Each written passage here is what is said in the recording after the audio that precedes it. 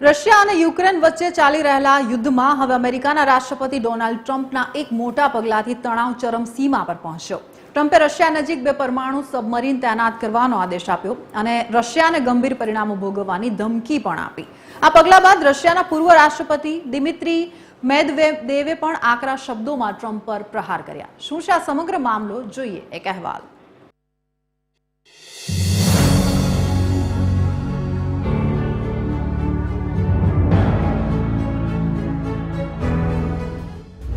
વૈશ્વિક રાજકારણમાં નવું સંકટ, 2 પરમાણુ શક્તિઓ સામસામે। રશિયા અમેરિકાના સંબંધોમાં તણાવ।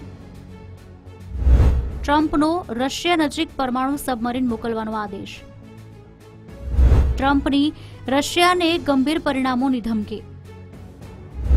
રશિયાએ ટ્રમ્પને ડરી ગયેલા ગણાવ્યા। 2 પરમાણુ શક્તિઓ વચ્ચેના સંબંધોમાં ઘર્ષણ વધ્યું। રશિયા સાથેના તણાવ વચ્ચે યુએસ રાષ્ટ્રપતિ ડોનાલ્ડ ટ્રમ્પે મોટો નિર્ણય કર્યો છે। તેમણે સોશિયલ મીડિયા પર જાહેરાત કરી કે તેમણે રશિયા નજીક 2 પરમાણુ સબમરીન તૈનાત કરવાનો આદેશ આપ્યો છે। ટ્રમ્પનું આ પગલું રશિયાના ભૂતપૂર્વ રાષ્ટ્રપતિ દિમિત્રી મેદવેદેવના ઉશ્કેરણીજનક નિવેદન અને યુક્રેન યુદ્ધ સમાપ્ત કરવા માટે આપવામાં આવેલી સમયમર્યાદા બાદ આવ્યું છે।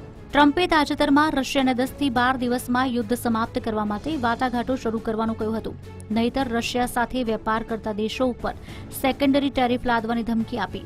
ટ્રમ્પે પોતાની પોસ્ટમાં સ્પષ્ટ કર્યું છે કે શબ્દો ક્યારેક ગંભીર પરિણામો તરફ દોરી શકે છે।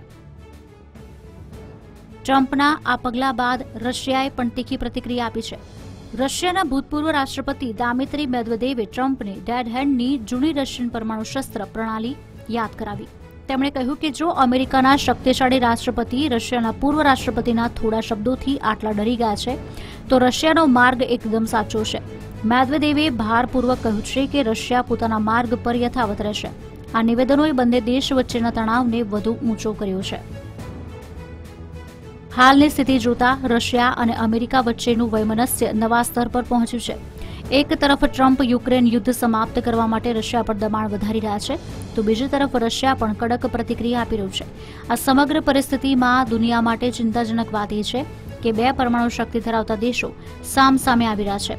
હવે જોવાનું એ રહેશે કે આ તણાવ ક્યાં સુધી પહોંચશે અને તેના શું પરિણામો આવશે। Bureau report, TV13 Gujarati.